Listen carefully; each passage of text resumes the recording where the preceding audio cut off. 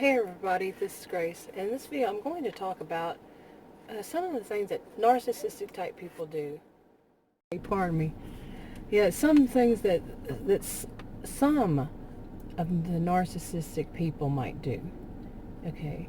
And in this one it involves also people who are very highly sensitive, or some people, some of what people call empaths. They feel empathy. And it can involve them. And one of the things is that the narcissistic person often will say that the other person is too something, T-O-O. They're too, they're too, there's so many different things that they'll say they're too. But let's just use the one of too paranoid. Okay, you're too suspicious. Now, often in my experience in life and all, I have seen this happen, is that person is not to anything. That person's right on target.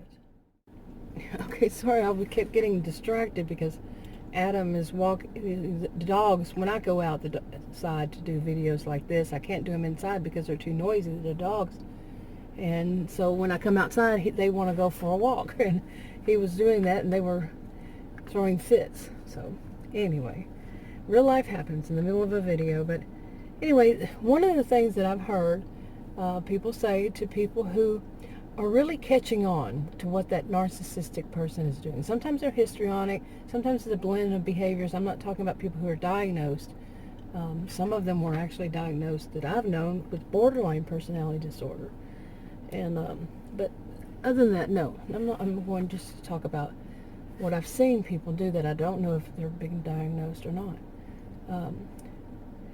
Anyway, they will tell the other person who's catching on that oh, you're too paranoid, you're too suspicious. Now, some people do suffer from from personality paranoia. I'm sorry, I'll get this out in a minute. But some people do, and that I think that would make it even more difficult because there is actual proof, that they're not being just suspicious or just being paranoid. They actually have proof to that this narcissistic person is doing something wrong, but the narcissistic person is telling them they're not, and that's a form of gaslighting. Okay, they're trying to tell that person, no, your reality isn't real. Okay, it's just something in your mind that makes you think that these things are happening, but when they're really happening. Okay, but they don't say that they're really happening, of course. They're just trying to put it on the other person and say, no, it's just you. Something's wrong with you, that you would think that way. Nothing like that is happening. You're just making up stuff. You just want an argument. You're too sensitive. You're too, whatever they decide that person is too whatever. When no, they're out to do something wrong or doing something wrong. Okay, but really, the person, the victim, or the target, is seeing something, is seeing those red flags. And the abuser, the narcissistic one, is being sneaky.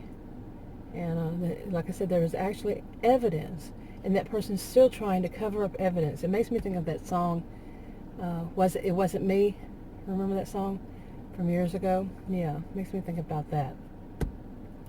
But anyway, now these are people, this narcissistic type, they often have what some people call narcissistic flying monkeys. I've done videos about narcissistic flying monkeys. I think many people already know, but there's always new people who don't know. These are basically think of Wizard of Oz, the flying monkeys, and they go off and do the evil person's bidding, what they need, or they take up for them, they protect them. And they're, some people would say they're blind to that the evil person. Some say they're not blind. They were wannabes. I say that some of them are wannabes, or they like it. They like what power they can get off of get from being associated with that person. There are also people who just don't. They don't pick up on social cues. They don't pick up on. They just don't pick up on what this type of person is and what that type of person is. And, narcissistic people, these types, can be very manipulative. They can be very charming, very, to where they come off, some of them will play so innocent and so sweet and so gentle, and they're very manipulative with that to get all these other people to,